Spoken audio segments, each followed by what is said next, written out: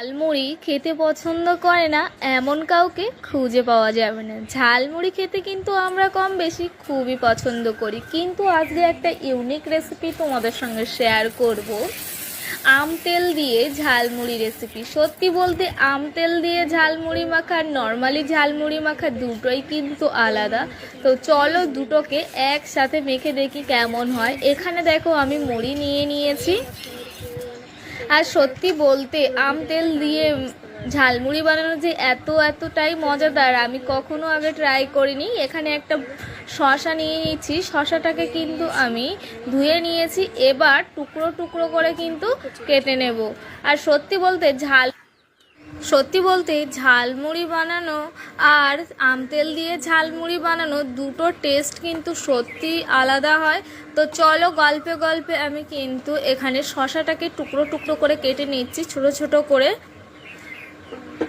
শসাটাকে কিন্তু আমার প্রায় কেটে নেওয়া হয়ে গেছে। আর এইভাবে করে যদি তোমরাও আম তেল মাখা করো তাহলে কিন্তু দারুণ হয়। আর আম তেল দিয়ে ঝালমুড়ি খাওয়ার মজাটাই কিন্তু আলাদা। আম তেল সারা বছরের জন্য। এখানে শসাটাকে কিন্তু আমি ছোট ছোট কিউব কিউব করে কেটে নিয়েছি। আর এখানে নিয়ে নিচ্ছি আম তেল, শসা কুচি, এখানে নিয়ে নিয়েছি মুড়ি, নিয়ে নেব চানাচুর। চলো কিভাবে মাখাটা করলাম তোমাদের সঙ্গে শেয়ার করি। প্রথমে দিয়ে দিচ্ছি চানাচুর। এটা ছিল মিষ্টি চানাচুর, আপনারা চাইলে এখানে ঝাল চানাচুরও দিতে পারেন। আমার সত্যি বলতে মিষ্টি চানাচুর খেতে খুব খুব ভালো লাগে। আর এখানে দিয়ে দেব শসা কুচি। আর এবার দেখো আম তেলটা দিয়েই বানাবো, সেহেতু কিন্তু এখানে আম আর তেল দুটোই কিন্তু এখানে দিয়ে দিচ্ছি। আর এটা আম তেল দিয়ে বানাতে গেলে খুব অল্প পরিমাণ দিলেই কিন্তু যথেষ্ট। চলো এগুলোকে দিয়ে আমি এবার ভালোভাবে নাড়াচাড়া করে মেখে নিই। আর ছোটোবেলায় বা স্কুলে যখন পড়তাম তখন কিন্তু এই ঝালমুড়ি খাওয়ার জন্য প্রত্যেক দিনই বায়না করতাম, মা টিফিনে 10 টাকা দাও, 5 টাকা দাও। সত্যি এই ঝালমুড়িটা বানানোর সময় আমার খুবভাবে মনে পড়ে যাচ্ছিল যে প্রত্যেক দিন স্কুলে গিয়ে একই রকম সেই ঝালমুড়ি আর ঝালমুড়ি এতটাই পছন্দের ছিল।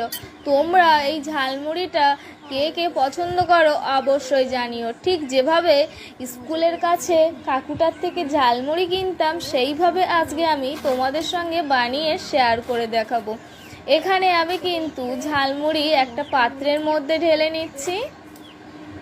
আর এইভাবে করে ঝালমুড়ি যদি বানাও আম তেল দিয়ে তাহলে কিন্তু প্রচুর মজা হবে। এবার সবাই মিলে চায়ের সাথে কিন্তু দারুণ মজে যাবে, বা সন্ধ্যাবেলার টিফিনে। এখানে দেখো আমি পাত্রের মধ্যে ভরে নিয়েছি। তো চলো আমার কিন্তু পুরোপুরি কিন্তু আম তেল দিয়ে মশলা মাখা কিন্তু কমপ্লিট, ঝালমুড়ি মাখা কিন্তু কমপ্লিট। যদি তোমাদের ভিডিওটা ভালো লেগে থাকে তাহলে একটা লাইক, কমেন্ট, শেয়ার আর পেজটিকে ফলো করতে ভুলবেন না।